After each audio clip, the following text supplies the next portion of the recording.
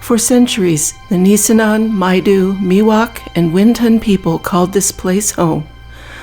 Once called Kumsayo by the Nisenan, it is now known as the American River. This beautiful valley provided wildlife, fish, and 6 species of oak, which provided a large part of the native people's diet.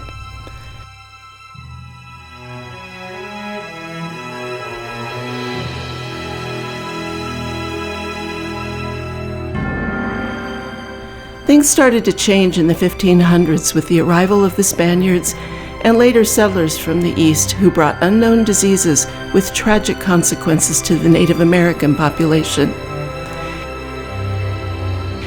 In 1848, the discovery of gold in the tail race of a sawmill under construction became one of the most historically significant events of the 19th century, certainly in the West, the nation, and arguably the world.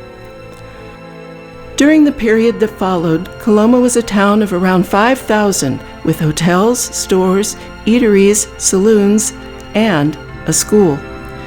The 1850s saw 2 churches built, and they stand yet today. In 2024, the population of this historic place is just under 300. There are buildings in Coloma that were built over 170 years ago, and to lose such a part of history would be tragic. This series of programs highlights the preservation of the history and culture of Coloma.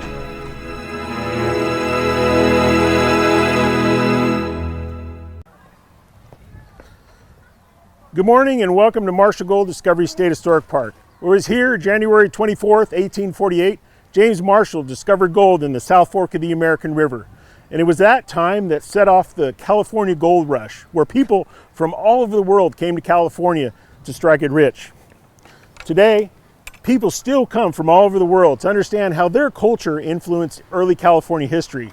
Today, we're going to take some time and we're going to understand how we preserve that history. We're going to take me to the carpenter shop and some of the buildings that we have here and some of the work that we've done over the past several years.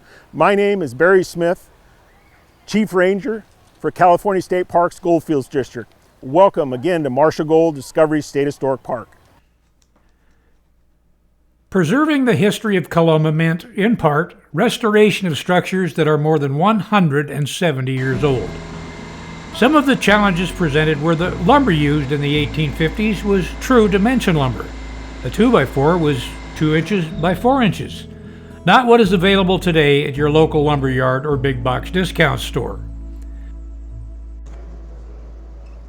A solution was found by the team at the Marshall Gold Discovery State Park: bake it ourselves. Over a period of years, equipment was purchased that would allow everything from milling logs, sourced from within the park, trees downed by the elements or planned removal for the sake of safety, to machines that can duplicate the style and measurements of boards and planks of the day.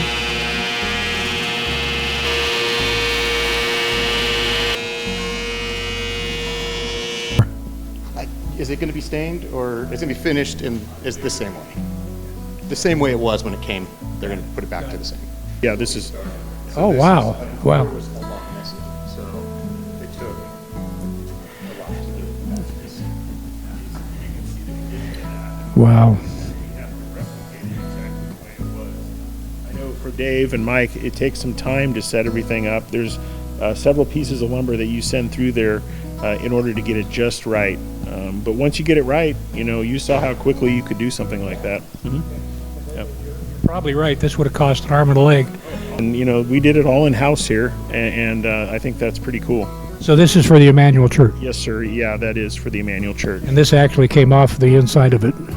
Correct. Yeah. The machine was one of the things that we realized once we started milling lumber. We realized that we needed to be able to shape lumber. To have a sawmill, but in order to really do some of the fine woodworking, we need a machine like this in order to shape it. So. Yeah, again, one can only imagine what this would cost if you went outside for it. But anyways, so thank you for your time, you guys. Siding, flooring, ceilings, window, and door frames, some ornate, are manufactured or refinished if possible, using recycled natural resources from the park. So this door, you can see, was right here, and so they had to widen this. And so by widening it, they had to redo all this archwork up here. That's the original trim, but they had to enlarge the door for ADA accessibility. So we're going to, for that, we're going to put this contour onto these pieces. So is that the old wood? No, this is the old wood. This is new. So we're going to have to do some router work to it and then get this bevel. But it looked aged, so you're doing something to it to make it look like older wood. Yes, sir. Okay.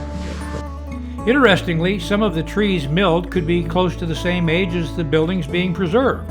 Further, bark from the milled logs is saved and dried for use by Native Americans for dwellings displayed in the park. And then after about a year, the bark will start separating from the wood. It will be harvested and used to rebuild the humachas.